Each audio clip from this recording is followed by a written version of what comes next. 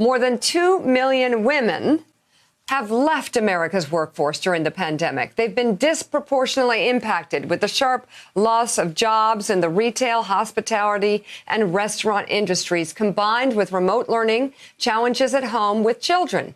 In the last year, the U.S. Bureau of Labor Statistics reported women's unemployment rate has increased by 2.9% more than men's. A recent report based off current trends by the World Economic Forum predicts that men and women in the United States would receive equal pay 6 decades from now. Great. Here's what President Biden had to say about the growing issue. Women are dropping out of the workforce. Is this a national emergency? It is a national emergency. It generally is a national emergency, and women are dropping out of the workforce because they either have to stay home with their children, or if they had a job, go to work, and what do? Child care is extremely expensive.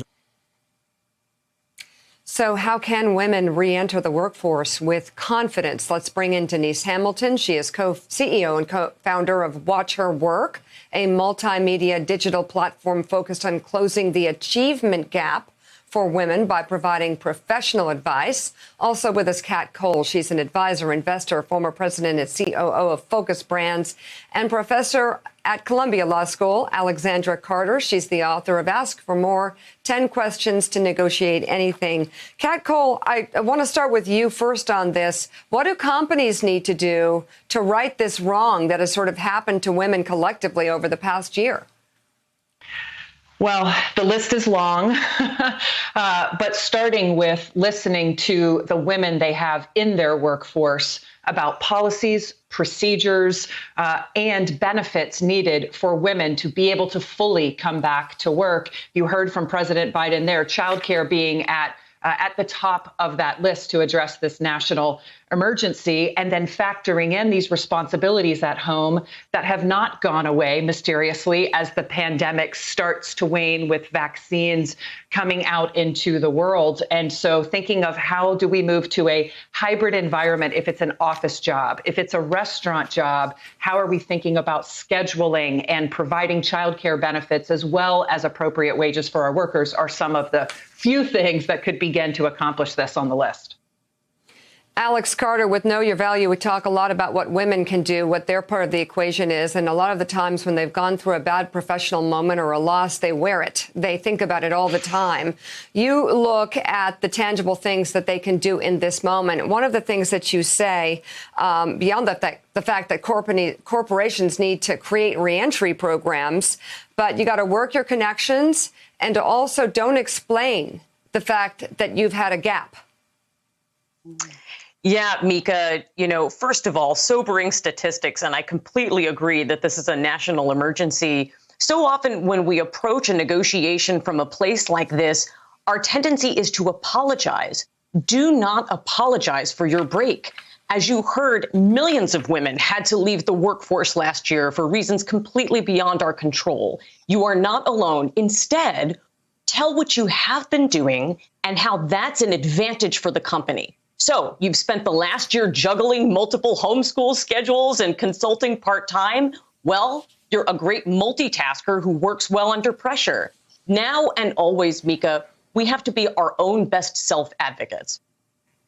Mm-hmm. That is so true. Denise Hamilton, I've noticed that you are worried. Obviously, we're in an ongoing struggle to get women to the higher level jobs, to the C-suites, to the CEO jobs, to the CMO jobs. And there are a lot of different things that companies and women can do to stay in the game. That's even more now. But you point out that it's important the solutions that we talk about serve women, the full spectrum of women, not just the higher earners. What are some of those solutions? Well, the truth of the matter is, Mika, that those that are hardest hit are going to be the ones that take the longest to come out of this recession. And the truth of the matter is that that disproportionately has impacted Black and brown women. So we've got to make sure that as we develop retraining programs, as we target resources, that we don't do kind of a one-size-fit-all approach, but that we really service those that are most deeply impacted, service roles, even public sector positions as state and local governments start to lay off. off, as leisure, hospitality. All of these industries have to be specifically targeted if we're going to serve the people that have been the most impacted by this whole debacle.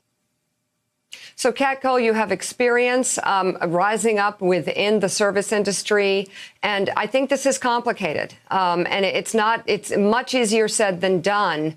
But given the fact that even the president sees this as a crisis, what are some solutions for women lower down on the spectrum trying to get just their basic careers back? Yeah, exactly what Denise said, understanding that any approach that might be well intended to address bringing women back to the workforce, if not addressing the intersectional needs of many different types of women, will fall flat on its face. And as I think about the hospitality industry, I was talking with 3 restaurant owners here in Atlanta just last week who are struggling to find workers as business is coming back online. And we had a lot of conversations about how important it is to train managers, the owners of restaurants, large hospitality companies.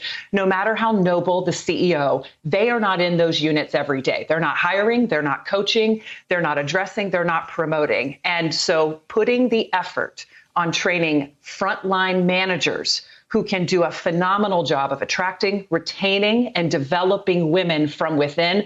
That is a secret sauce to hack some of these policies actually having an impact on women at the frontline level.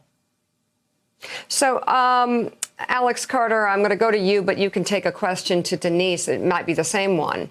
What's your advice to women right now in terms of approaching getting back in, but they still have a home that is literally descending upon them with kids, the potential to work remote, with the issues of starting all over again when they were completely displaced, which is traumatic?